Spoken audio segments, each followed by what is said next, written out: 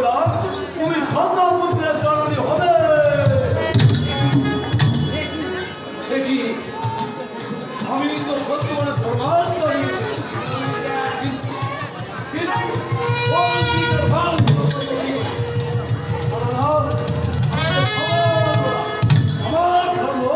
আমাকে রক্ষা করবে।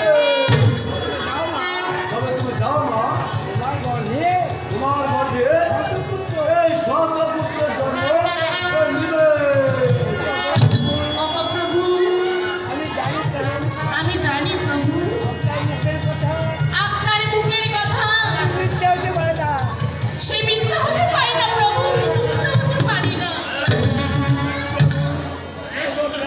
প্রভু আমি যে বিধবা প্রভু, আমি যে বিধবা প্রভু, যার ঔরসে আমার সন্তান জন্মগ্রহণ করবে, তার যে প্রাণ আপনার হস্তে প্রভু, আপনার হস্তে। আমি যে প্রভু, আমি যে কলঙ্কিনী হয়ে যাব প্রভু। সাবিত্রী, তোমাকে আমি কলঙ্কিত হতে দেব না।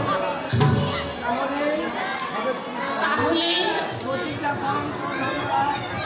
আপনি প্রতিজ্ঞা পালন করুন ধর্মরাজ, তা না হলে আমাকে মৃত্যুদণ্ড দাও, আমার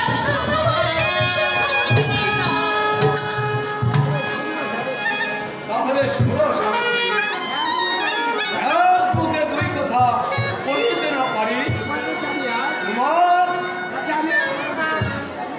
কাছে আজ আমি পরাজিত। তবে আমি জানি তুমি সতী সাধনী ও পবিত্রতা, অতিথি সেবা এবং ব্রত উপবাস অনেক বুঝেছ তুমি। তবে এই লম্বা, তবে এই লম্বা, তবে এই লম্বা তোমার স্বামী করমা। আর কি কথা শোনো, সকল মাতৃজাতিকে বলে দিবে তারা যেন ভক্তি ভরে করে এই চতুর্দশী ব্রত। ঠিক আছে প্রভু।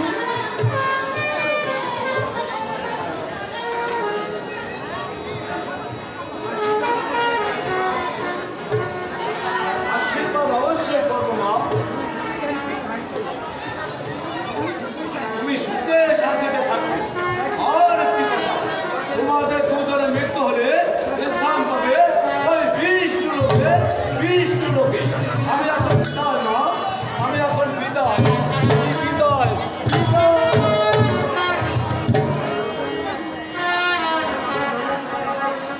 হে ভগবান, হে দয়াময়